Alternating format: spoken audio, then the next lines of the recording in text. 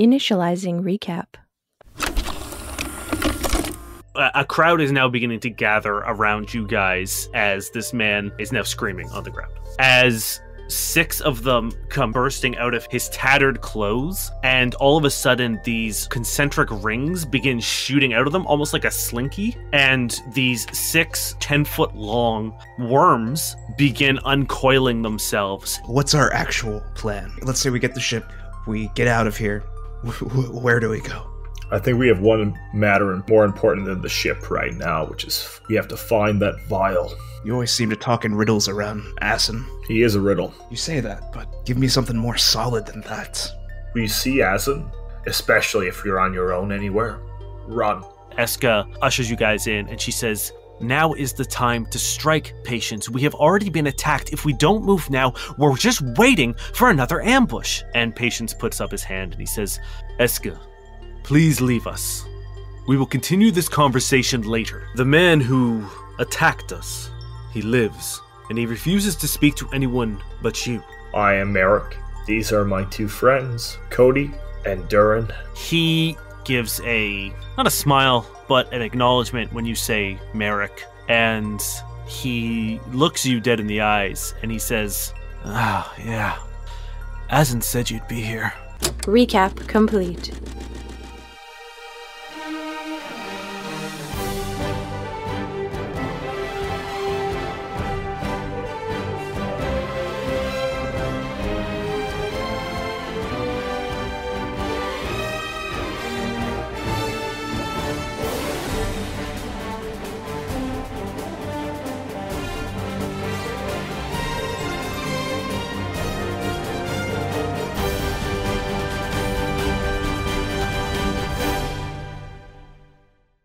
Welcome back to another episode of No Quest for the Wicked. Boys, I got 2 questions for you. Mm-hmm. Are you ready to rock? Yeah. You know it. Fuck yeah. Are you ready to roll? You know it. Fuck yeah. Yeah. See, the real mindfuck is when he actually changes those questions. I know. Are you ready to take a -10 to all your rolls? No! You know it. Yeah, of course. No, stop, Dad, no! So you guys are currently in the tree of Kaiya, and you have been tasked with talking to the blood-covered man that unleashed the Trojan worms on the village. He specifically said he would only talk to you guys. His last words to you, Merrick, were, "Asin said you would be here." I could only assume that was who was behind this. Did he have a message for you? Does he want to taunt me? Oh, and he winces in pain as he laughs, and he says, "Oh, man, no, he hasn't tried to stop this. Stop the attack? Wait, what? Stop all of it." What do you mean by all of it? Look, I told you that they were coming to burn the forest down, and I wasn't lying. They are. And they are the nobles, the de facto rulers of the Fringe. They're coming to destroy the tree. How is Asin involved in this, then, if it's a planetary battle or planetary issue? Hey, man, I don't know. He showed up one day. He tried to stop it. He tried to convince the nobles otherwise, and when he failed, he left. Asin doesn't fail often. What the hell? Why would he care? I don't know. He's your friend. He sort of... Merrick is very serious. Okay. He's very serious after you say that. There's a flavor laugh. So, were you sent here by the nobles? Yeah. How much do you guys even know what's happening in the Fringe? 0. I would say 0. Considering I was supposed to be dead with those worms, I don't... Look, I assumed that what I was able to tell you before those things detached was my dying breath. I wanted to warn you guys that they're coming. And when the Kaiya saved me, they nursed me back to health. They used resources. After what I did, they saved my life. So anything you need to know, I'll tell you. And it's not good news, guys. it's not good news at all. Firstly, what's your name? I don't like talking or making plans with a nameless individual. My name is Cyrus. Cyrus, you are very brave out there. I know this is forced upon you, and I will try to communicate that to Eska and to elder patients. Hold on, Merrick. Did you do this willingly? He rolls over onto his back and he says, "No, Not a part of some deal, nothing like that? the deal, yeah. I mean, I guess technically, yeah, I did this willingly. But so what's happening right now in the Fringe? The nobles have always claimed dominion over the Fringe. They've always said they were the rulers, and we let them because they have what they call watchers. People who infiltrate our various clans and watch from within. And they, if there's ever talk of uprising or unifying or striking back against the nobles, the next thing you know, anyone who said that wake up with their throat slit or a raiding party at their door the next morning. So it's easier and far less bloodshed if we just let them think they rule the place. So we did, and for the most part, it was harmless. Yeah, they're animals and literal monsters, but, what's the point of a crown if there's no one to rule? So they let us sort of live our own lives, as miserable as it is out in the Fringe.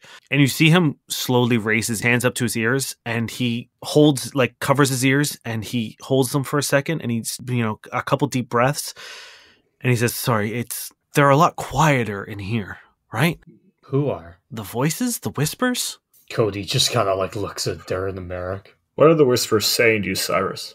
I mean, they're not saying, it's just noise. It's like 1,000 voices all just sort of mumbling. I don't know. They don't say anything. It's just, you guys don't hear that? I'm going to do a medicine check to diagnose this man's tinnitus.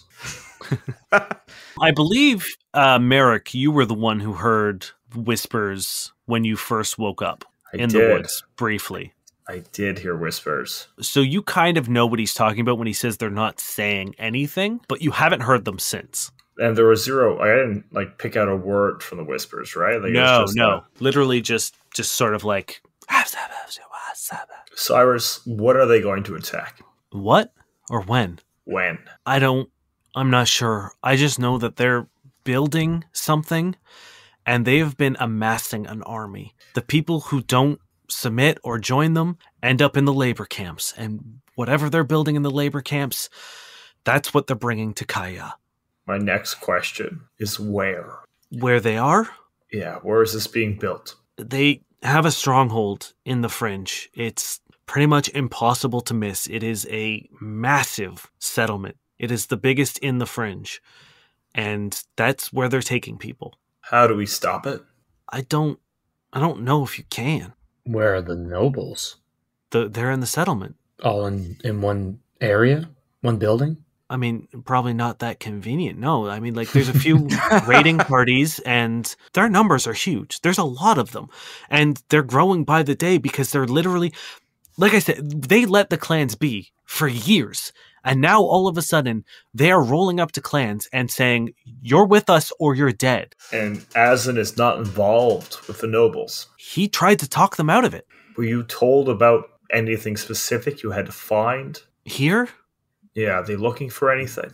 No, they strapped the worms on me and, told me to come here. And that was it. And look, guys, I didn't want to do it, but they took my husband and they took our kid. It's okay, Cyrus. Cody nods. Who's leading the nobles?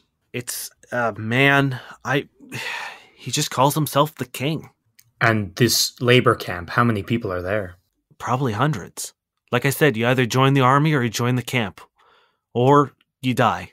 Is there anything else, Cyrus, that you would like to share with us before we take this information to our friend? He shakes his head.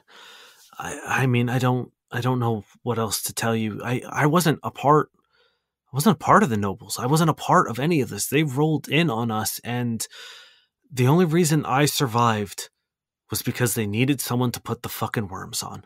It's very suspicious that they just sent one person in with this ambush attack that happened to have information for us. Hey, little guy, I wasn't supposed to live.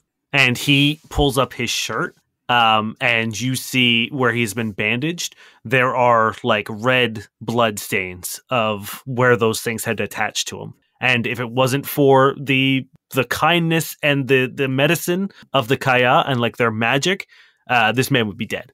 Your husband, what's their name? His name's Andre. And your kid? His name's Michael. Do you know where they are? Are they in the labor camp? Yeah, I hope so. But I also wouldn't be surprised if they were killed the second I walked out the gates. Well, if I can, I'll get them back. He pulls a ring off his finger and he holds it out to you. What's this? It's our wedding ring. They're matching pieces. You'll know you found them if they interlock. I take it and I kind of bow down. I'm like, I'll take this back to you too. He sadly smiles and he says, if you're going out into the fringe, actively looking for the nobles, you're not coming back. Let us worry about that. We've done worse. You keep referring to this big, bad thing as an it. Can you give us more details about it? What they're building? Yeah. I don't know. They're keeping it pretty hush-hush, and I've never been to the camp. But with the amount that they're taking, they are dismantling camps and taking scrap back. So whatever it is, it's probably pretty big. Thank you, Cyrus. It's very brave what you did tonight. Once again, you hear yelling outside of the room. What? And you look out the window and you see Eska and Patience are... I mean, it's Eska yelling and Patience standing. You know what I mean? Like patient. he's not yelling, but like he's trying to rationally discuss what they're talking about. But you can tell that they are currently, and like they're outside the window. Cyrus, we have to go. Looks like you guys have more trouble than you need. Thank you again, friend. And he rolls over onto his back with a grunt and just kind of like wraps his arms around his sides. Before we go, what did Azin say about me? He just said you'd probably show up. How would he know that? He always knows. And then Merrick leaves the room. And the second you open the door, like the torrent coming out of Eska becomes audible. And she's like, you've heard him. They are planning an attack. If we don't strike now, whatever they're building will be completed. And I don't know if we can stand a chance. We need to go now, Patience. We have to attack them. This is our only chance. They don't know that we know this. This is a stroke of luck. We finally have information that we can act on, and we know that they're coming. If we get them before they leave, we might be able to stop this. If we wait, we cannot. We will lose, Patience, and you know that. Patience turns to look at you three, and he says, what do you think? I agree with Eska. I agree with Eska, but let us go. Eska punches the wall, and she says, you cannot, we're not going to send 3 people to attack a stronghold. You've heard them. They're building an army. 3 people aren't going to do anything. We need to move and enforce. How about 3 people freeing a labor camp full of people who want to fight? She looks at you and she's like, yes, the people in the fringe who are so strong because they're so well nourished and so well armored, like they aren't constantly scrounging for every inch or hope or morsel to even just make sure they can make it to the next day. I'm sure they're going to make a valuable asset in this fight. They might not be well fed, but they'll be well motivated. Patience says, silence! I will not discuss this any longer. I will not leave Kaiya defenseless. You are the verdant guard. It is your job to protect, not to attack. We are not aggressors. Goa will not fall to the tides of war, and that is the last time I will say it. And Eska, once again, punches the wall, and she storms off. Her heart is in the right place, Patience. We don't always choose it, but sometimes the war is inevitable. But I understand that if this is going to be a war, you and your guardians need to form a line. Let us go and slow them down. If we can stop this creation, or release the camp, or kill a couple nobles, if we can do anything to buy you time, let us do it. Worst case, we get information. He thinks about it for a moment, and he says, I would like to make an amendment to our original agreement. Please. If you will do this for the Kaiya, we will not provide you with a new ship. We will repair your old. We will return it to as you had it. A tavern ship is much more useful than that we could provide you. And the credit that you have earned can be used to outfit your ship as you please. My only modification of that agreement It's what do you need us to do? What do you want, Patience? Do you want us to sabotage the building? Do you want us to kill a couple nobles? What do you need from us? Durrin is like looking at Merrick like, what the fuck? Just like... Cody is unbothered, nodding. Durrin is very concerned. What do you mean, Durrin? What are you concerned about? No, he's just looking at you very concerned. He's not vocalizing it, but he's just like, the way you're talking has him very uncomfortable. Patience says, "You will not lead any grand resistance, no. I simply need to know what they're planning. A glimpse, a photo, something that we can act on. We are smart, we are capable, we can build defenses, we can come up with a plan. The forest, the gift, is our ally. To enter into it with malicious intent would be to fight the forest itself. We have defenses, and that is why I refuse to let them march into the fringe to be slaughtered. We will hold our ground, but if you can let us know what is coming, then we will be able to prepare." That we can do. Pepsi Jenks. Yep. "Then I will inform Triador that our agreement has changed. Please visit Short Jack in the morning. He will provide you with a vehicle to traverse the fringe. And once again, I thank you." It's the least we can do.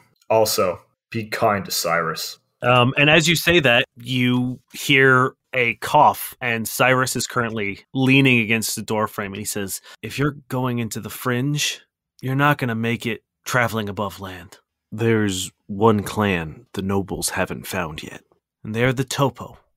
They live exclusively underground. They measure seismic activity to make sure that they are wherever other people aren't. They are almost impossible to find, but I know how. How do we do that, Cyrus? How do we find the Topo? They measure seismic readings, and the way they communicate is through rhythmic pulses. If you get a device that can consistently pulse out a rhythmic and structured noise, they will come. It's how we, we trade with them. It is how we, if we ever need to traverse through their tunnels, that is how we contact them.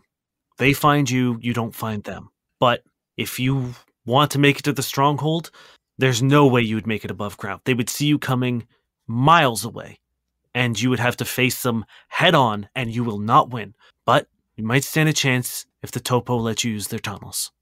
We'll get Short Jack to make something in the morning.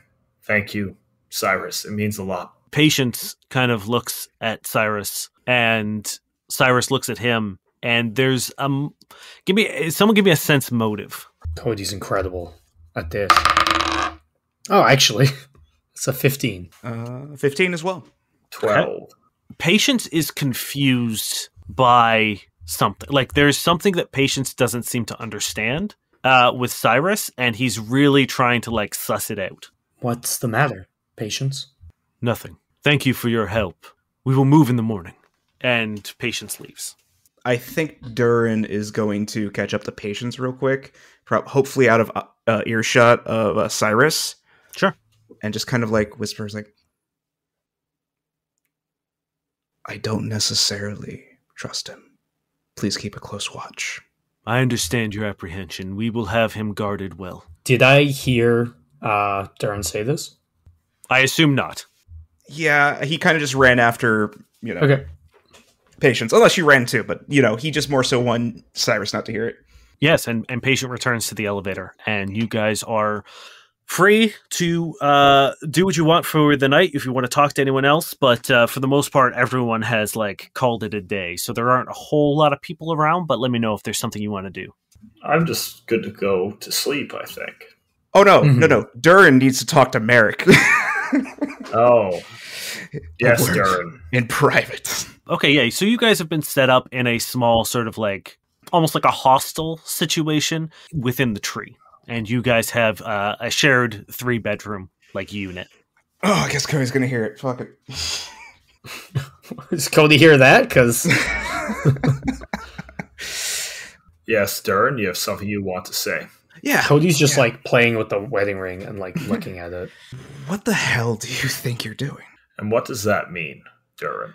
I'm all for all of this helping them out the best way possible. I agree with that. Cody definitely agrees with that. I'm pretty sure you agree with that. Yes, that's what we're all here for. These people are good. We're helping them the best way we possibly can. Yeah? Correct. So before you start agreeing about lives we may take or operations we may go through on, you talk to me and Cody before you agree to that. I thought it was obvious, Durrin. No, it's not. I will not just listen to someone tell me what to do and tell me to go in there and kill a few people just for the hell of it, just because you said yes. Just because it might help them when I don't know. We're talking dictators and tyrants. Dictators and tyrants don't get a second chance. And you're right, they don't. But that's not for us to decide that. What we're best at, what 3 people are good at, is going in, getting some information, and then bringing it back here so they can handle it. It's their world, not ours. I used to think that every world was separate, that everyone had their own bubble.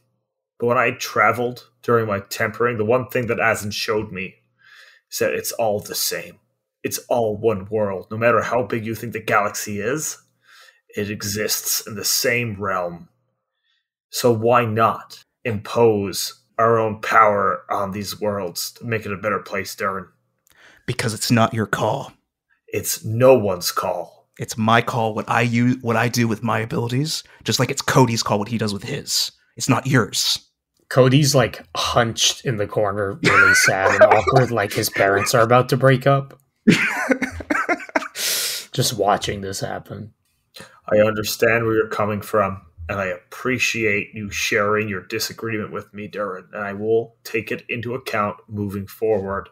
However, I would never shy away from injustice, and will do everything possible to stop it. One life does not equal many, and I am solid in that ideal. And we agree on that. So if it takes killing a couple nobles to ease the pain of thousands, I will do it without flinching. And I think that definitely stops Durrin for a moment as he thinks about that. Just before you include me in any of these killing games of yours, ask. Durrin, I am very offended that you think I would play games with these ideals. I come from a people where I spent my whole childhood reading and understanding warfare and disagreement and politics and things that have happened in the past. I understand that I am technically meaningless in the grand scheme of things. Give me the benefit of a doubt and let me feel like I'm doing something important. I understand you've never shared with me properly, but I know that you have done things that you now consider wrong. And I get that weighs on you. But things are happening too fast, and there are too many powerful individuals to be involved to hesitate. But I respect you and will consider this opinion moving forward. However, don't let the ghosts of your past affect those around us today. I'm going to say my prayers in the corner and go to sleep. Have a lovely night, Durrin. And he just kind of like, he stutters over his words a little bit, and he's like, you know what? Fuck you, Merrick. And he walks out. Cody flinches when you say that. Cody walks up to Merrick. Are you okay? I'm fine, Cody. I'm... Go check on Durrin.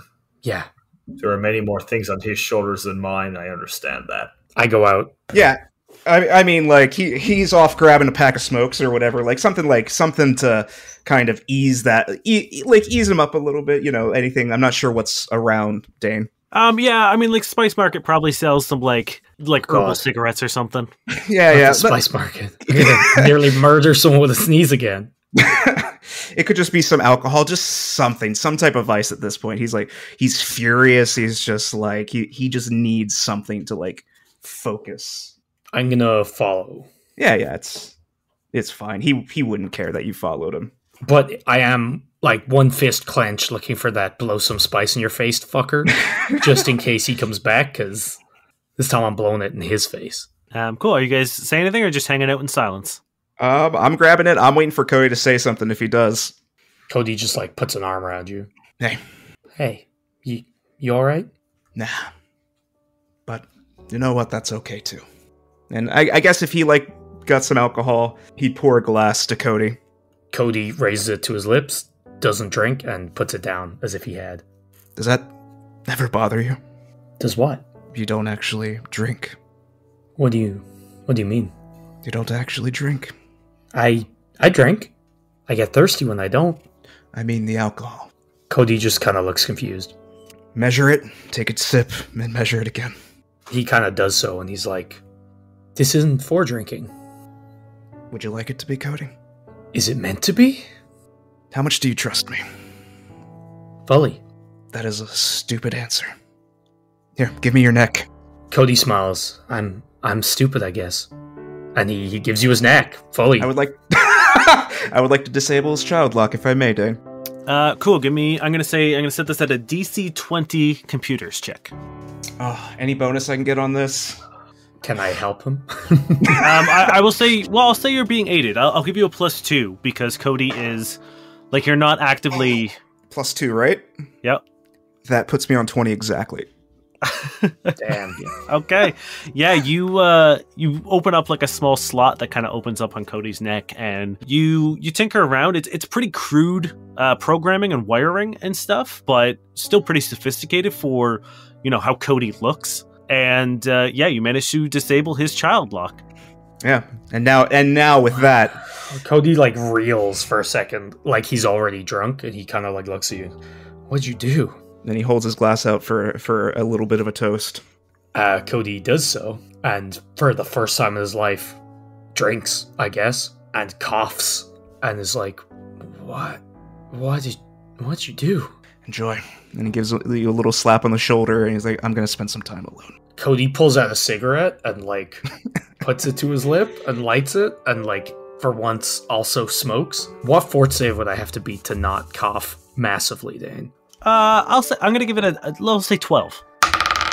That's a 7. I guess Cody coughs a lung up and just maybe vomits, I don't know. Before Cody leaves, he's gonna hold out the ring to Durrin. I know Durrin wants to be by himself, but he's like, Can you do something for me? What's that? He's not lying, right? There's nothing suspicious about this ring? No tracker or... Let me take a look, if I may. Please. I'm not... As you said, I'm stupid. And he, like, smiles. All right, let's take a look. What kind of check, Dane? I guess perception check? Ooh, 21. Yeah, no, it is just like, it's not even a valuable metal, probably like maybe iron or, some sort of alloy that has been hammered into a circular tube, or even it might have just been like a fucking pipe at some point that was finger sized that they have cut sort of crudely down the middle that would, presumably when the two pieces are together would lock together, as he said. It's safe. Maybe you're right, Cody. Maybe he's on the level. I'm not good at knowing that, but on that note, do you really want to be alone, or can I stay with you? Just a little longer. Is it okay if we don't talk? Yeah, I honestly don't want to talk right now either. Cody looks a little vacant because, like, a lot of his memories that he has and, like, the movies he has stored are kind of all rearranging themselves now that he can actually see, like, certain scenes were changed or, like, blurred out. And certain times when he, like, thought he had a drink with you guys in the tavern, now he realized he just held it by his lips and didn't, So his whole mind's kind of rearranging right now, so he's good with that. Then yeah, you can stay. You hear a voice say, "Fresh spice?" And you hear sneezing in the distance. No! I turn to Durrin, I'm like, can we please do something about this guy? He's already gone. just the smell of spice in his absence. Try the survival. That's a 17. I want to follow his tracks. Nope, not even close. God damn it. You motherfucker. Not even half what you need to catch the spicy bandit. And you guys just kind of hang out in the moonlight under the tree, and the day passes, and the morning comes and the sun rises. You guys are awake and ready to start the day. You've been tasked with stopping by Roots and Bolts to see Short Jack about getting a vehicle so that you can get out into the fringe.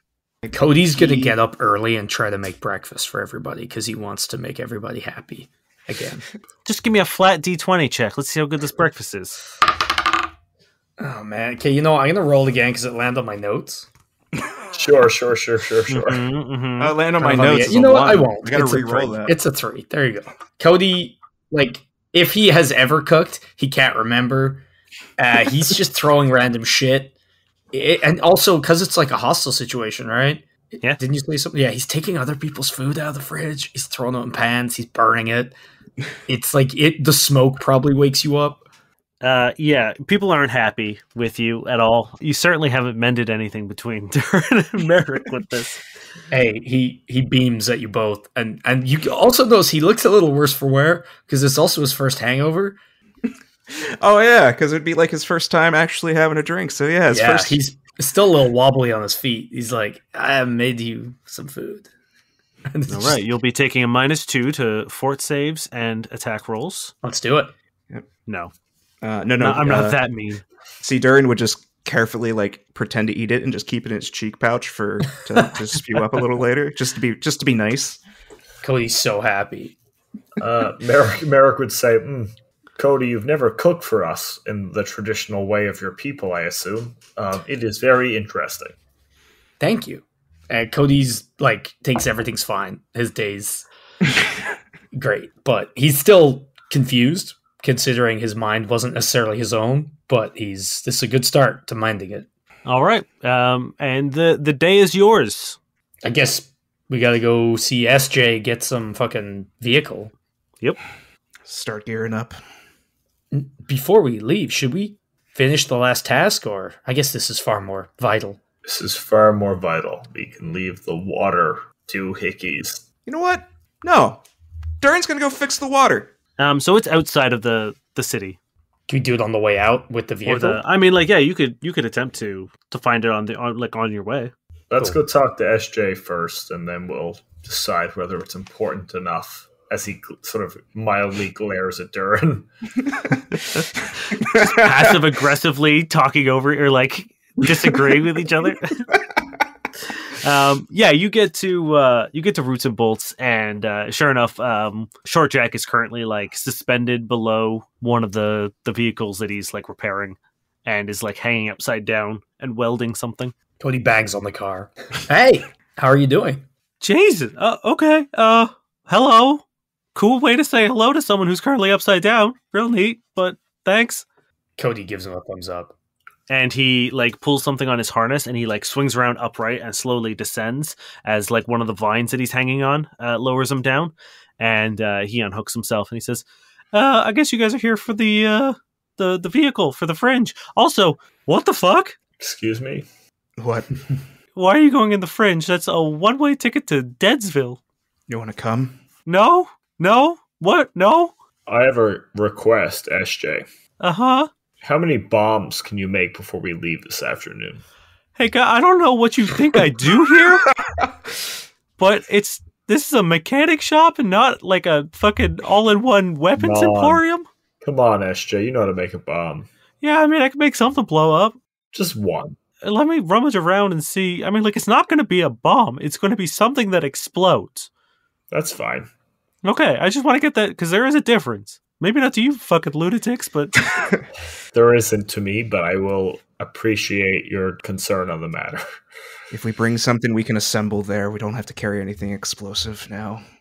Cody's looking for cameras, just in case it looks like we're bombing something else again. Short Jack begins walking over to like a terminal, and he says, so, good news, bad news situation. That's kind of my thing. Good news. Got a ride for you. Bad news. It is currently in our outpost at the Futati Range. So you do have to walk to the Fringe. But once you're there, a vehicle will be waiting for you. How long of a walk is it? It's about a day. What vehicle? I mean, there's nothing super cool, but it is. And he clacks on his terminal, and a picture of a large transport barge shows up.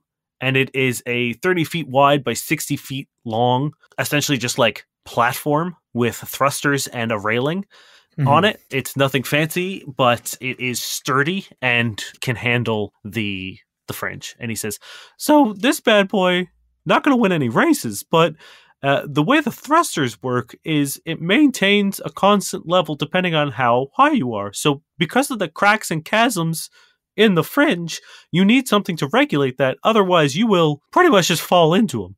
So with this bad boy, you'll be going, and then you come over a chasm, and it automatically adjusts the propulsion to match the depth that you're currently going over. I have one more request I forgot about, SJ. Oh, okay, yeah. I need a rhythmic device. Oh, yeah, no, Patience already asked me to work on that. That's not a problem. And he reaches under the workstation and he pulls up what is essentially looks like a silver pyramid with these 3 sort of like suction cup feet on either end of the base, or on the points of the base. And he says, yeah, this bad boy, just put it somewhere nearby. So the guy with the things who went, all wormy on us gave us a little bit more information. You guys seem to warm him up. He said this thing will be able to summon the topo folk as long as you're near a chasm big enough for them to sort of emerge from. Good to know. Very specific. Oh yeah, I mean, like, these guys are everywhere underneath. So as long as you find a chasm and are wait long enough, they'll come find you. Know anything about them? I mean, I didn't know they existed until literally like this morning. Is there any way you could, just in case something happens to that device, modify my gloves to emit sonic frequencies as well? Kind of a backup? He looks at your glove and he's like, God damn, why? You know these aren't supposed to be sparking, right? And he takes it off and he makes a couple adjustments, and the electricity that was shooting out of them stops, and then all of a sudden, there's like a quiet hum that now sort of meets a certain frequency, and yeah, you now have a pulse gauntlet. Hell yeah. He says, now before you go, I've got a couple cool things about this barge. One, first and foremost, if you, for whatever reason, need to, deal with something where all 3 of you need to be doing something, let's face it, attack. You're going to get attacked, for sure. Most likely. Almost for sure. Yeah, you will. You can just hit a button, and he taps again on his terminal, and a small steering column pops out, and a chair slides out as well. And he's like, I can take over remotely and drive for you. So, hands-free steering. SJ, that is very fucking cool. Thanks. Cool. Yeah, I mean, I figured it might be handy. And finally, and he taps on the screen, he says, minigun turret or laser cannon? And behind him are 2 holographic projections of a turret and a cannon. I look at Durrin. I look at Merrick. I look at Durrin. And he says, okay, well, here, let me brief you a little bit. So, minigun, excellent anti-personnel weapon. It will shred people like nobody's business. Super handy, and worst case scenario, if someone boards the barge, you can shoot into the ship with minimal damage. The laser cannon, however, not really great against people. I mean, don't shoot each other with it, but super effective against vehicles. The downside to this is you don't want to shoot it onto the barge. That's fair. Unfortunately, I've only got one space to mount a weapon on the barge. So you do have to choose one or the other. So I'm going to give you my Terry's mind right now, real quick, boys. Yeah, for sure. You guys can talk out of character for a bit to sort of suss out what you want to do with this weapon, because I feel like it is a kind of important decision. I can't help but feel that the Fringe is just going to be our version of Mad Max. Yeah. And so I'm leaning towards the laser. I'm also cannon. leaning towards the laser. 100% laser cannon. Because it's like, you blow up a ship, the people on it aren't doing much anyway. You know what I mean? Also, I feel like, it's going to be more spectacular. And yes. Dane's got Fury Road in the background, just taking notes. I can see it now. Oh, it doesn't matter. Whatever one you choose, I won't throw at you. Yeah, he's changing all the vehicles now to men on vine swinging in from cliffs. Just very, very fast people. They run so fast as a hedgehog that they're just on top of the water, which honestly, Merrick probably can do. They're all riding like horses and stuff now. Bet you feel like idiots, don't you? Hey, I bet a horse won't stand up to a laser cannon pretty well either. Yeah. Cool. So you guys are choosing the laser cannon. Yes. Yeah, laser cannon. All right, cool. Yeah, let me just clickety-clack away here, and cool. It will be mounted and ready to go at the outpost when you get there. Okay. He's like, all right, and now let's see what I can do about this whole explosion thing. And he dives into a toolbox and begins rummaging around and pulls out a few things and begins assembling something. And he's like, this will probably do it. And he hands it to you, Merrick. I'll take it. Ooh, what is it? It is literally just a bunch of electronics and shit. He's like supercharged that should you press a switch, will just keep conducting current until they explode. So it will do electricity damage. And it's like we'd have to plant it on something and hit it, or is it like tossable? It's tossable. Like it's it has like a quote unquote fuse as it like builds up a charge. So it will. You can flick the switch, wait, and throw it. You can plant it on something. You have options. Cool. I guess that's it. Guys, it's been really nice knowing you. But you're going to the fringe and you will die. So, and he just goes and gives you guys a big hug each. In another life, I guess. SJ, may I? Yeah. Would you like to make one of these so-called bets with me? I mean, what? Why isn't it just a normal bet? I've never made a bet before. This is my first time. He's new to a lot of things. Okay. Boy, I can't say no to a gamble. If we make it back in one piece, I would like you to consider coming with us. Okay, yeah. All right, sure. I would like to help you find another one of your people. And there's no point looking here on this planet. All right, Durrin, you said you wanted in on this action. You got something to add into this? I wasn't expecting it to be so hopeful. I thought we were just trading a few credits. All right, well, hey, let's say this. You guys are doing this in agreement for your ship, right? If you die, can I have your stuff? Fine. Yeah. We'll be dead. Sure. No issue with that. Hell yeah. I'm all right with this. Hey, this kind of sucks, because now I'm, like, a little bit hoping you die. That's why I like you, SJ. You're honest. Can I have a battery then? And just, in case I do die? I don't know why that makes sense. Can I have a battery? Hey man, that makes no goddamn sense. But I like the the gumption you had there. So yeah, here. And he tosses you a battery. I could use one too. I've never done a bet either. So is that how it works? No, you did a real bad job there. But hey, battery. Yeah, by all means, if you guys need to restock, I got a few clips of ammo. If you need batteries, this is not a problem. I don't even know how batteries work. It's just for pretty much laser weapons and shit. Like my gun has 20 charges, and once that's gone, I can just throw in a new battery and it has 20 charges again. Yeah. Okay, cool. So like my gauntlets have 20 charges. Yeah, it's like that. Okay, cool. So one battery? Yes, he can give you one battery each if you need it. Mm-hmm. Yes. Cool. Yes. And he also has a charging station that will charge your current battery to its full capacity. Perfect. Can I get some ammo for my gulch gun? What kind of ammo would it be? Just shells. Like shotgun shells? No. No? No, he wouldn't have that, unfortunately. Well, shit. Okay. Do you want us to track that, like, religiously? In situations like this, yes. Sure. Okay. When you guys are in, like, cities and shit, no. But these guys aren't, like, a war. Like, they don't really have guns. Yeah. He has batteries because he deals with electronics, but shells and, like, cartridges and shit like that, he wouldn't have. Okay. Yeah, I have 19 left, so it should be all right. I would like to speak to Cody and Durrin. That's me. Yeah, okay. And he hooks himself back up to the vine, gives it a tug, and it pulls him up, and he inverses himself again and begins working on the car. Cody and Durrin, I would like to apologize to either of you if I have offended you with decisions I've made without taking your pasts into my consideration. Well, I don't really know my past, so...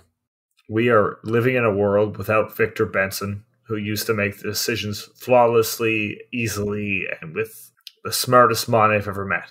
I will try to do the same when I am asked of things. However, if you would like me to take you into consideration when I make decisions, we have to start sharing with each other about our pasts. Durrin kind of laughs at that. Always got an angle, huh? Or how else am I supposed to make the right call, Durrin? You're too smart for your own good, you know that, Merrick? I was trained by the very best and still let them down, Durrin. So, yes, I understand that I know a lot, but I don't know how to put it into use to the best of my ability. I believe my brother said something similar to me when he left a scar over my eye as he points to his own face. I apologize for saying so, then. Well, I'm an open book, Merrick. You ask me anything, and if I can, I'll answer it. Oh, I more or less understand that, Cody. I was adding you to the conversation to make you involved.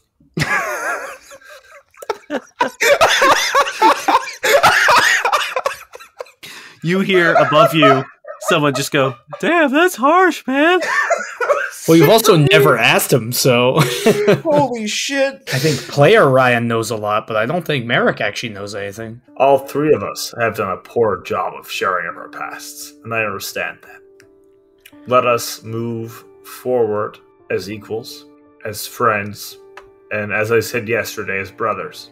This is all we have are each other, up against incredibly difficult odds, but against unknowns, against Asin, against the cube, against the silver liquid. We only have each other, and we know very little about how we got to the tavern in the first place. I have made so many mistakes, and will continue to do so. Now we all do. I try to act like the people who came before me, and I know I fail in doing so. Call me out, discuss it with me, and let us move forward together, because if not, our only other option is probably death. And I believe all three of us would like to avoid that. Hey, this is a pretty wild motivational speech. I feel like Merrick and Durrin, you two are a lot more similar than I think you both know. But to me, you're two of the most kind and capable people I've ever met. And I know we can work together, and I don't think we need to fight. And I think we're going to get the captain back. We're going to get the crew back, and I've got your back, and I know you have mine. I think that's the most important thing. Having each other's back as we move forward. I didn't know it had to be said, but Merrick, you pissed me the hell off. But of course I wouldn't leave you behind for that. I know too much, and you've experienced too much. We come from different spectrums, but I hope we can meet in the middle. What's family if it doesn't piss you off every so often? I understand that, as Merrick points to the scar above his eye again. Cody spreads his arms wide, like he's looking for a group hug. Oh my god. Because he's looking for a group hug. Merrick spreads all four of his arms wide. Oh, we both converge on Durrin. Durrin takes a second and he commits himself to the hug. You feel another set of arms as Short Jack slowly descends and adds himself in. He's like, this is nice. Cody, actively pulls him in. Short Jack, you've now committed that if we survive this, you're coming with us. I mean, that's a crazy way to do this bet, but, I mean, you're gonna die out there, so okay. But I still get my battery, right? I still made that bet. And he snaps himself back up, and he's like, but, really, guys? Good luck. Thanks, SJ. Hey, SJ, when we call, you better be ready to drive. Oh, yeah, man. Yeah, I'll be ready. Don't you worry about that. Could you not just drive the vehicle closer to us now? I mean, that would be a really cool idea, but it needs to be activated at the outpost. Okay. Oh, by the way, it is password protected, and the password is shortbread. Okay. Thanks for telling us. Do you have any more of those cookies? That's important. He points over to the corner where there's another one of those small tins. May I take a few? Yeah, take the whole damn thing, man. Thank you. Thank you, SJ. Now, I mean, this has all been really sweet, but, you probably should go, because you don't want to be out in the forest at night. Just remember, SJ, there's no points for second place. And Cody, salutes and, turns around and walks out. Merrick looks very confused. And yeah, you guys are all set to go collect this vehicle and head out to the fringe. Oh, yeah. Yeah, let's do it. Are we doing the water tower on the way? I don't think it's worth it. Are we getting upgraded armor or weapons at all, just out of curiosity? No. Okay, cool. Just checking. Just testing the waters. We don't have time to deal with the water. We'll deal with it on our way back if we make it back alive. As you guys are walking, everyone give me a perception check. 7. 7. 14. Are you fucked? You also got 7? I got a 7, yeah. God, why are we so bad at perception? Add them together, you get what Durrin got. That's true. Durrin, you actually hear this, because the DC was 10. Hey, guys, you want to know something funny? You know the way I always roll the most garbage perceptions ever? Yeah. I have a racial feature called exceptional vision. Well, this is hearing, so this makes sense. You hear in the distance, Durrin, not too far away, grunting and smashing. Oh, I definitely point out, listen. Yeah, in the distance you just hear, yeah, and objects being smashed or sex smashing, people are just going to town. Definitely not sex smashing. Someone is smashing something. Or someone. Yeah. Should we, like, stealth up? Durrin, take point. We'll come behind you. And yeah, we're gonna stealth up to the noise. All right. Are you going to go first? Or, like, are we all rolling stealth? I would let Durrin go first by like 10 feet. I feel like that makes sense. Go in a little first. It's like I like to clarify. I don't usually play rogues or things like that go into an entire event on their own. I would come back with the info. So 31. Yeah, you manage to get up to sort of like a small hill and nestle yourself into some brush, and you see there is a man completely shirtless and is just wearing like almost like a loincloth around him, covered in mud. His hands are dripping with blood, and there is a device sitting in the water, almost like a dam, that has been like torn apart. And there are bloody hand marks everywhere, and it seems like this man has just been punching it. He's currently hunched over in the water, like squatted down, and he's just using a rock to smash, a piece of this equipment. Does it look like he's like training, or does it look like it's an actual fight right this second? Oh, he looks crazy. Like he looks like a crazy man, naked, covered in mud. Gotcha. Smashing something in a riverbed. We've all been there. I will quietly scoot away back to the party and inform them what I see. The thing he was smashing, you're saying, is like like something damming the river? So, Durrin, give me an engineering check. Okay. Let's see. We got a 20 unnatural. It is the water purifier. So water son of a bitch washes through it, and whatever this machine does purifies the water as it goes through. And this guy is just smashing it to bits. Okay, yeah. If that's the case, I definitely sneak back and be like, "There's a crazy man just going ham on the water purifier over there." He armed? Technically, yes. Like, as in, technically he has arms? Yes. Well, so do I. So maybe we should go stop him? What do you guys think? We may as well. We're here. I think a pure water source is going to help, keep people in fighting spirits for when we come back with more information. Also, for all we know, this man has worms all over him too, and we could be, staving off another invasion. Durrin, how would you like to handle this? You don't have to ask me all the time, Merrick. Your apology is accepted. My initial idea is to just shoot him in his face. Cody pulls his gun out and cocks it. My preference is if we can just take him out. We're pretty close to the village, right? Yeah, you're like 10 minutes out. We can just knock him out and bring him back to the village. That'd be my preference. Cody puts his gun away. Beat him within 2 inches of his life. Cody raises his hands. They can heal him up. Let's do our best to do so. Can you be gentle, quote unquote, as he puts up the quote unquote? Is the sun that scorches upon the desert gentle, Durrin? Yeah, okay, let's go. As he just loads up his sniper rifle. Just let's take care of it. Cool. You are still undetected, so if you guys want to try to sneak up on him again, you might get a surprise round. I'm down. Should we do some sneaky sneaks? Do we all make sneak checks? If you guys all want to be together, yes. If you want to go forward first, Durrin, then just you. Yeah, okay. I'll go forward first to get into a position, and then let you two boys make your decisions from there. 23. Cool. That is low enough that I might be able to see you. I do not. No. So you manage to get up into that same position where you sort of like the riverbed sort of crests downward. Mm-hmm. Merrick, are we going to try to be stealthy or try to be noisy and draw his attention on us? Well, let us appear to be sneaky, and then if we're not sneaky, we will appear to be not sneaky. Have you ever had a drink? Many, Cody. Many a beverage. I had my first drink last night. I remember that experience. I wrote it down in detail. If you would like to read that part of my book. I think me and you need to have a drink soon. The guy in the riverbed turns around and says, "Who's there?" as he rolls a perception check because you guys are just talking about drinking. But we didn't leave yet. We're close enough. This is fair.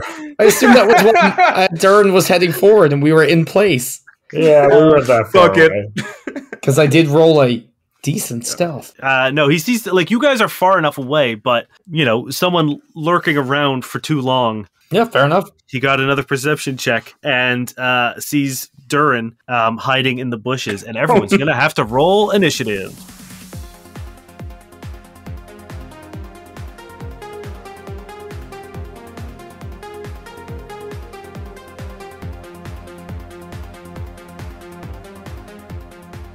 Hello friends, Space Jam Dane here with a quick little break to do, the things. First and foremost, we hope you're enjoying the episode. We just wanted to thank everyone for all the support and kind words they gave us during our No Rest for No Quest. It was a great way to celebrate our launch and the way that you guys all responded to it. So we are very happy you guys enjoyed it. We are hoping to do another sort of like weekly month like that in the future if we ever get a chance to build up a backlog of episodes and get ahead of the editing. Any chance we can, we will do that. But right now, we are, as you probably noticed, back to our every other week schedule, and we will be doing that for the foreseeable future until we do another No Rest event. If you want to reach out and hang out with us online on social media and stuff, you can find us on Instagram and Twitter at NoQuestCast. Twitter is a great place to chat with us and other people about the show using the hashtag NoQuestCast. And on Instagram, I have started doing lore posts to give a little bit more information about the world that we don't really explain or flesh out, just as a means for like set pieces and stuff. We've already done a post about the stalwart blades, and we've done a post about the administration sort of like government system. So if those are things that you're interested in, we will be doing a post on Instagram about that. The next two that I have scheduled are about the Valai, which are the alien race that saved humanity, and the Descent, which is the sort of like cataclysmic event that ruined Earth for humans. So if those are things that are interested in you, head on over to Instagram at NoQuestCast and give us a follow, and you'll get a little bit more info. I also post all the lore information on our Discord. If you want to join the Discord and all the incredible people who are already part of it, head on over to noquestcast.com, click the Discord link, and you'll get an invite right away. As I mentioned before, we have a really cool community, and it's growing every day. It's a great place to share any fan art if you're ever inspired to create it. Share theories. We have a fan theory channel where people have come up with some pretty wild shit. Or you can just talk about the episode and chat with people who are also enjoying it. And we would love to have you. I also haven't mentioned it in a couple episodes, but if you're listening to the show on a platform that has a rating or review system, please consider dropping us a 5-star rating and a little review about the show. It really helps us out, and we really appreciate it. And if you are enjoying it, consider maybe recommending it to a friend that you think might enjoy it as well. That would also be incredible. Anyway, I've taken up too much time already. Thank you very much. We hope you enjoy the rest of the episode.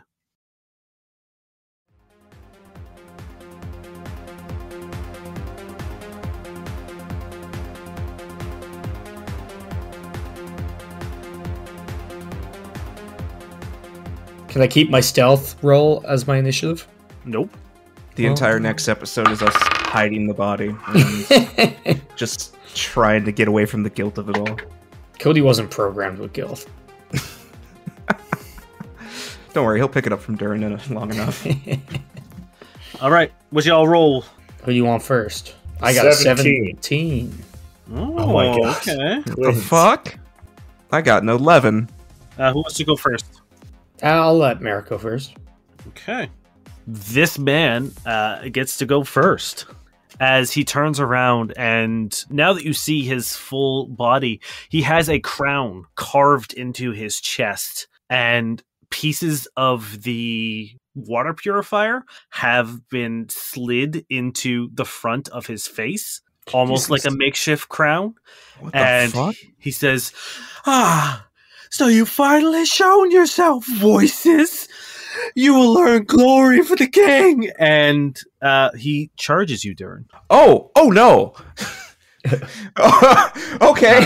I mean, technically not like game term charges, but he begins running towards you. Oh, because it does a -2? Okay. Hey, he can game charge him if you want. Ooh, not great. That is a 12 against your KAC. Actually, that does not hit. Cool. As he's running up, I guess he like kind of slips on the mud leaning or going up to the little ridge you're on, and just kind of stumbles and misses his punch.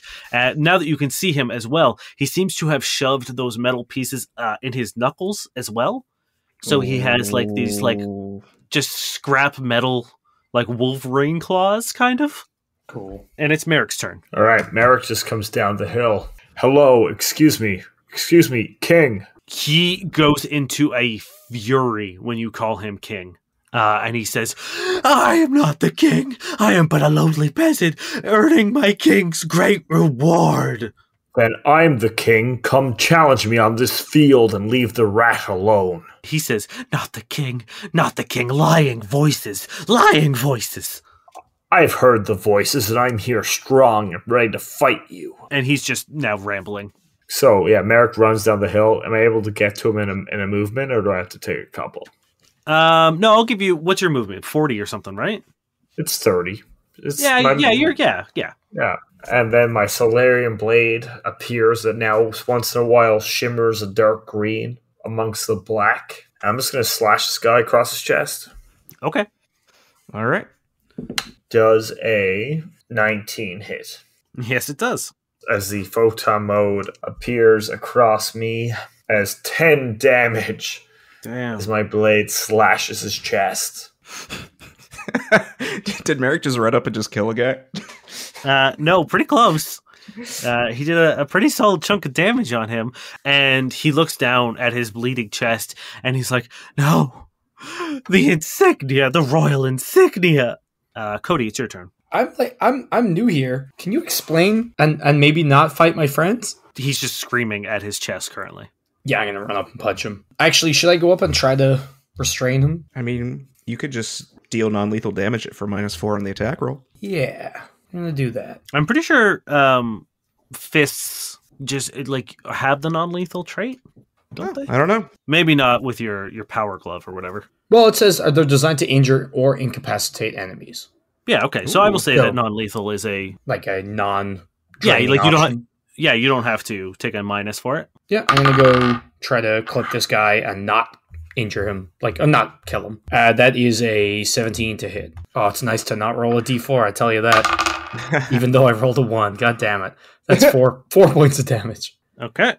I'm just gonna kind of walk up and just clock him, just dead in the face. Nothing fancy, just a little pop in the nose. He snaps back and just slowly looks at you with those crazy eyes.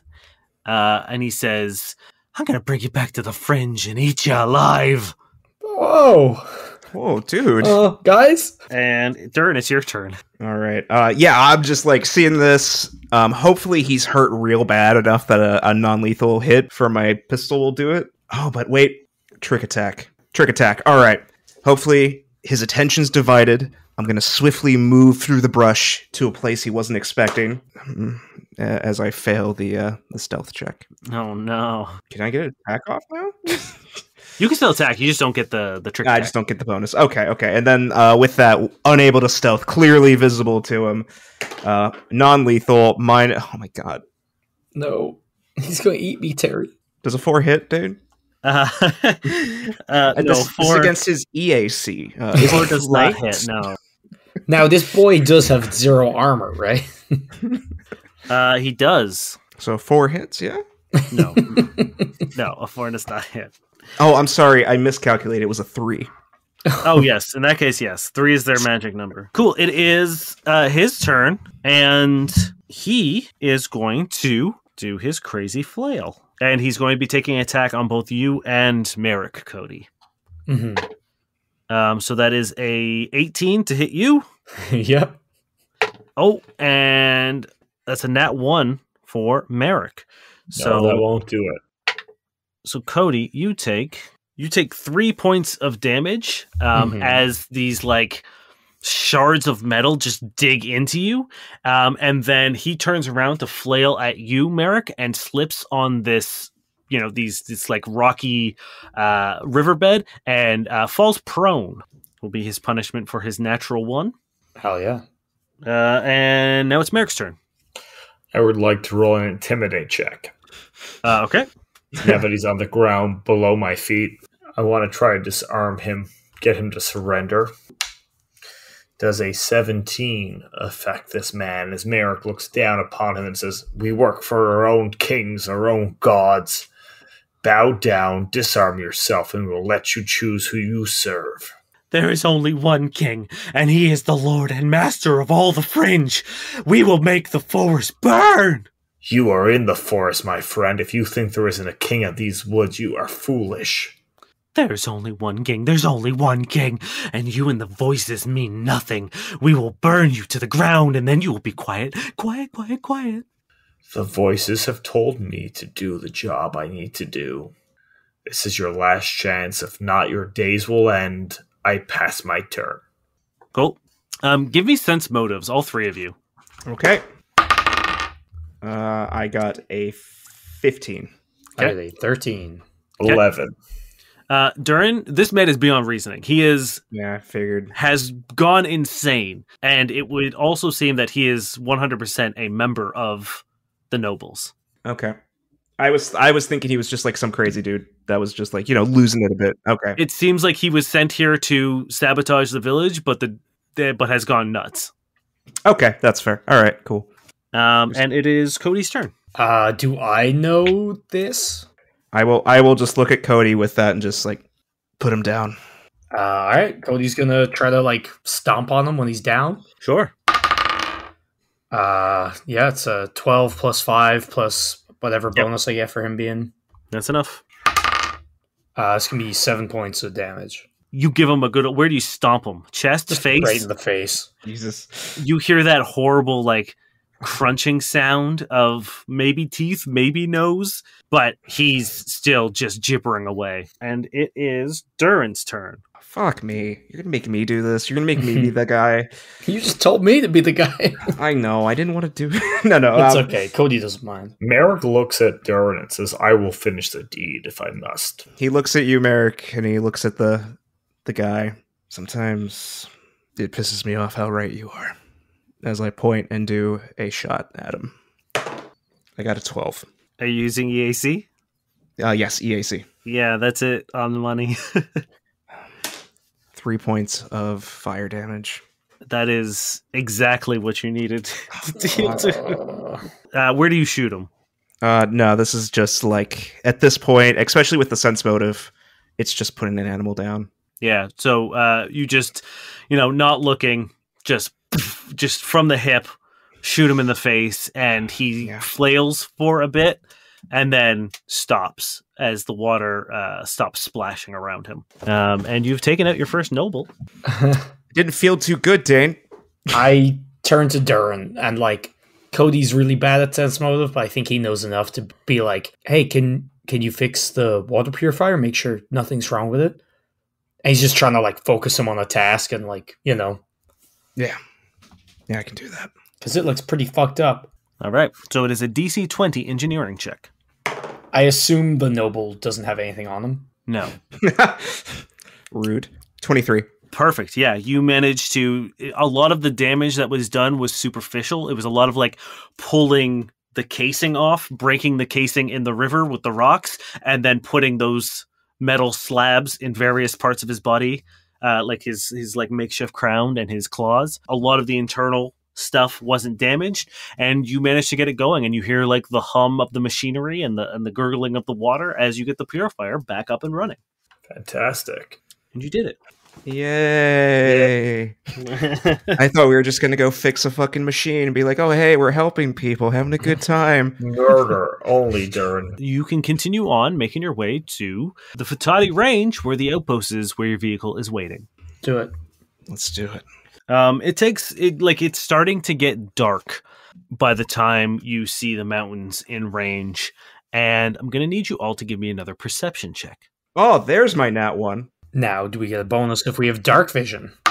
Nope. Okay. 12. 7. Cool. 12? You guys don't notice anything. Perfect. We're really bad at perception. Sweet. Everything is fine. Although you're all going to have to give me will saves. Oh, God. Oh, thank God. 21? Cool. This is 15. I lost my D20. I'll find another one real quick. Yeah, it's okay. We'll just pretend what it was. Natural 20? Yeah? It sounded like a 20. Yeah, I heard a 20 when that roll went off. Where'd it go? Do you want us to roll? Yeah, someone roll me a d20. I can leave that It's in like the hands most of Terry. important dice of the game, man. It's will, correct? So 20 will. 20 will? Okay, Durrin, now you're the one who hears the voices. As it gets darker, you hear... Fuck me. And just as Oh. quickly as they come, they disappear, and you can't hear them anymore. Even though you, like, no matter how hard you listen or try to, like, single something out, you don't hear it anymore. Now it's just like the wind in the leaves. Did they sound like a language at all, or was it just... It's literally Junk. impossible to tell. You know how, like, have you ever been like having a conversation with someone, but there are like 3 other people having conversations beside you, and you can't focus on any of it? It's Okay. that. So, like, the second you try to pinpoint something else, there's like something in your other ear, dragging your attention away. So you literally can't tell what's being said. But for all intents and purposes, it sounds like just nonsense. I don't think I'll bring this up to anyone yet. I would just consider it for now. Okay. You guys continue to make your way through the forest, and eventually you reach the mountain range, the Futati mountain range. And you notice that there's like an abandoned settlement nearby. And it has a bunch of houses, and it seems like there's a little garage and a mechanic station and a med bay that has been overgrown. Is this it? No, this is not the outpost. It Oh. doesn't seem like it. No. This just seems to be like some sort of settlement that, has been here. I'm going to do a 17 perception as we get near, see if there's anything of note. The only thing to really note is, despite the fact that the structures are there, they're all unfurnished. Huh, so it's just like random, just buildings, yeah? Yeah, I mean, like, it doesn't look like random. Like, it was specifically constructed and built very similar in the same style as Kaiya, but it looks like no one's ever moved into it. I wonder what happened here. What do you make of this? Maybe it's too near the fringe. You know what? I'm going to throw in on this perception check. Sure. Just because, like, I want to see if, like, because it's so weird that, like, this would be weird to me, right? Like, 23. You notice the same sort of thing is that, like, it seems to have been built and then never used. Merrick, do you think we should check this out? If you think there's anything to gain for our mission, then sure. If not, we should keep pushing forward. It's just abandoned. I don't see a reason to stay.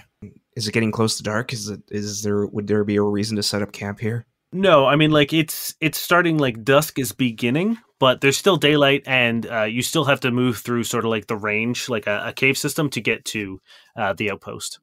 I feel like this is a tease. I feel like you're teasing me, and I don't like it. I'm gonna let you guys make the call on this. I'm taking my hand off the chess piece. Cody, what would you like to do? I think it's interesting that no one's been here, but there's no point for us to go. We have a quest. Then let's move forward. I agree. But, like, could we, like, is it in our way? Or is it, like, off to the side? Yeah, you're just kind of, like, passing by it. Because, like, Niall doesn't want to go past. But, like, Cody sees no reason. Terry's the same way. Terry wants to check it out, but Durrin doesn't see a reason to, right? Keep going, I guess. Yep. Let's To go. the outposts. Yeah, and it's probably like another 25 minutes, and now the sun is starting to actually dip to darkness levels, but you reach a cave system that has been specifically mined out, and it goes towards, and you know that the fringe is on the other side of the Futati range, and you know that this cave will bring you to the outpost where your vehicle waits. All right, let's do it. In we go. Perfect. Okay. The first thing you notice entering this cave is that the engineered entrance immediately is fucked.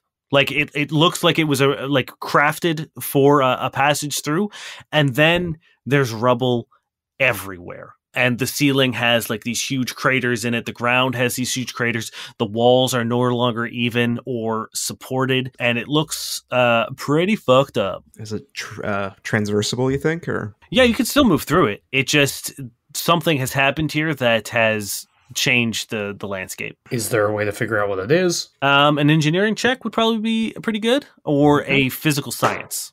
I'll take the engineering. Does someone else have physical science? No, I don't. Oh, I thought you would have it. I'll have it next level. Okay. I just got an unnatural 20. Cool. So it looks like explosions have been detonated here in what looks like an attempt to collapse this passage. Looks like someone's attempted to destroy this passageway here. Was it recent? How recent was it, Dane?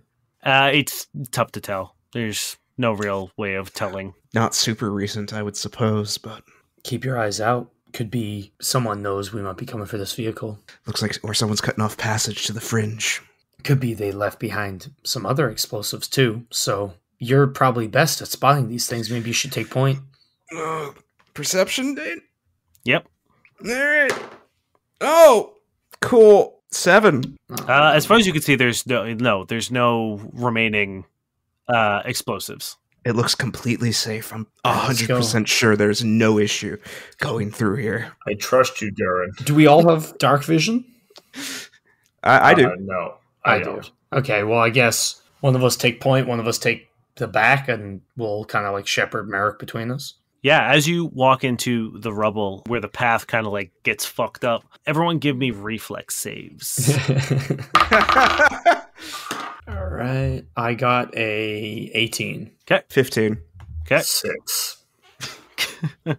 That's fitting for the guy without dark vision. Merrick, you feel it first. Your foot kind of slips on one of the rocks, and instead of revealing another rock, your leg goes right through it. And that starts a chain reaction where the rest of the rocks begin shifting, and all three of you feel the floor and the rubble give way as you begin falling into a deeper cave. Oh no. Oh no. Oh no. Oh boy, that's not great. Don't do this to me. Everyone takes 12 points of falling damage. What the fuck? What? Excuse me? So 18 didn't even pass? Nope.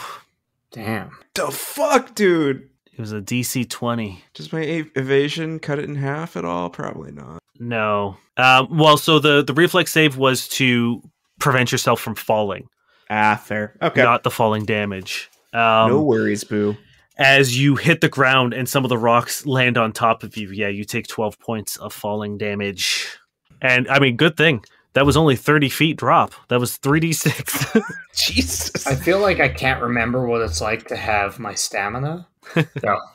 Yeah. Because between getting decked by the king and this, I'm on 1 stamina now. Oh, I'm sure the king has a hell of a haymaker. I will remind you, that was not the king. No, I know, but he had the crown on his chest. Yes, I just that is- mentally named him the king. Okay. Yes, you have plummeted down into this cave, and there was a little bit of light up top, but now, Merrick, you are more or less completely blind. You can't see anything. Durrin and Cody, with your dark vision, you see that the tunnels form a bit more naturally now. They're rounded and curved, and there is one ahead of you, and it branches off to the left and the right. Merrick, you might want to get that light on. Yeah. Merrick turns on his lamp/torch. Okay. You can see this is a fresh trap. No one else has fallen here. There's no bones. There's no remains. This was probably pretty recently set. And like I said, you can see this tunnel that sort of weaves up and down and then hits a wall and branches to the left and the right. You think we can climb out of here? Do we know, like, with regards to the directions we've been given, like, which way we should be going? Just, like, through this cave? Yes. So, like, the cave is going the same direction, or the tunnel's going the same direction, but then it goes left and right, and you need to keep going straight. Anyone got a coin? Just cred sticks. Toss one. If no one else has a better idea, I'm going to just roll to go left or right. Please, Cody. Odds left, even right. That's a 4. Even right. All right. Cody points right. So, Cody, I'm going to Let's say go. that you're leading the group. Sure. As you decide to go right, the tunnel sort of dips down a little lower and then comes back up and it starts curving to the left as you start going the correct direction again towards the fringe. But then you reach another sheer drop 10 feet down into a smaller sort of like circular chamber. What is this? Is there any other exits from here? You can see there are 2 more tunnels down below. I'm gonna need to draw. I'm gonna actually draw the map now. This This is the downside of a non-visual media. a left and a right one. Okay. Are we going in? Let's advance. Perception. Yeah, that's perception, I guess. Perception from the doorway. 100%. That's an 8. Well, it's not a doorway. It's like a hole, right? It's so you're like coming in, and then there's a 10-foot drop into a larger room. Mm-hmm. That's kind of like circular. That's a 19 perception for Merrick. Durrin? And I got a 16. Sorry, how big is this room? It's like maybe 20 feet on either Okay. side. So a big 20-foot circular room indented 10 feet? Yes. This sounds like a boss room, but, okay. If this was Dark Souls, I would be running back to the nearest fireplace, is all I'm saying. You'd see the fog wall before this room. Yeah. Durrin and Merrick, you hear skittering. Oh, no. Oh, no. You had to say boss room. I'm sorry. But it's difficult to tell where it's coming from because of the echoes within the tunnel. Something else is here, friends. Oh, I hear it too. Are we going down? Oh, damn these tunnels. Gotta keep moving. Yeah, we It can't doesn't- stop. Does it sound like it's getting closer? It's very hard to tell. At the moment, it sounds like there's one below you and there's one behind you. Let's keep moving forward. Oh, let's drop into the room. Okay. All right. Cody jumps down. I follow. Okay. As does Merrick. The second, Merrick, you land into the room, the skittering stops. Well, that's good. That's worse. That feels worse. You have two tunnels ahead of you. You have one straight ahead and one to the left. I feel like straight ahead's a trap. Are you sure? I feel like it's the right way to go. Well, as a non-knowing Dane, real human in real life, of course, the straight ahead makes sense. So, Wait, are any of you rhythmic at all? No music theory, anything like that? No. in game, In-game, yes. I don't remember my life. Never mind. I was going to say maybe tap something on the walls rhythmic-y and see what happens. I've got these pulse gauntlets that might be able to. We don't want anything too intense. We're just trying to say a soft hello. Yeah, if it's that clan you mentioned before, maybe the skittering might be them. I don't think we're near enough for that. He did say everywhere. Merrick taps the wall. Boom. Boom. Boom. Boom. Give me perception checks. It's an 11. That's a Can I 17. aid someone with my 11? No. 13. What'd you get, Merrick? 17. You hear the skittering start up again, and this time it sounds like you literally can't tell because of the way that this like dome circular room is. The sound is just bouncing all over it, and it sounds like it could be coming from anywhere. Prepare for battle, gentlemen. I believe the skittering is upon us. And the skittering stops. Aren't we supposed to be peaceful with these? I don't think it's them. I really don't think it's them. Should we move for the tunnel? Move I say we for the tunnel. get out of here. Are you going straight or left? Straight. There's no reason to not go straight because that's the Straight. direction we're meant to be going, right? Correct, yes. Unless, can I do a survival check? What would you try to be determining? Just to see if there's tracks or something going one way or the other that might change my mind. Sure, you can make, if you want to look for tracks, yeah. Never mind. Cody has a 4. Yeah, it's difficult. It's hard stone. There's not okay. dirt or anything. So trying to find tracks here would be next to impossible. Cool. Then straight. This is definitely one of those occasions where Terry the player knows going straight's the bad idea, but Durrin 100%. wouldn't. Yeah, Oh, it's just we're walking to a trap without a Yeah. doubt. let's go straight. You enter into a even larger chamber, and there are now, I guess, smaller holes. They're not quite the same size as the tunnels. They're more large mouse hole type things. Or for centipedes. Yeah. And there's also a very large indentation in the back. And how far is your guys' dark vision? I have 60 feet, I believe. Okay. I believe I have the same. Then Durrin and Cody, you see a large, ball of fur in the large indentation. And everyone's going to have to give me a stealth check. No. Hey guys, don't even worry about rolling your stealth checks. I got a 24. Might as well start with mine.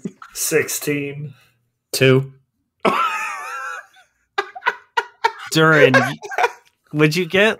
I got a 20. Sorry, 24. Yeah, 24. Yeah, you manage to softly creep into this room. And Merrick, you don't do a bad job either holding some of your loose gear close to your body so that it doesn't jingle around. Cody, you've got a new Sonic glove, and maybe you're not used to the correct positioning of it, but it goes boom. I dropped the beat. And it echoes throughout. And the ball of fur in the corner begins to move. And you hear it say, as No! you recognize... Is it a mini mock or is it a fucking maxi mock? Because I swear to God. It's the mini mock that looks up, and it seems to have like a leaf wrapped around its knee where it fell. And then 2 sets of glowing red eyes appear in the smaller holes. And 2 smaller mini mocks come out. And they're not covered in fuzz. They're covered in these razor sharp quills. And they're about half the size of the big one. And one of them like runs over as the big one is just like and then points to his knee and then points to Cody. And the smaller one slowly turns and locks eyes with you, Cody, and goes blah, blah, blah.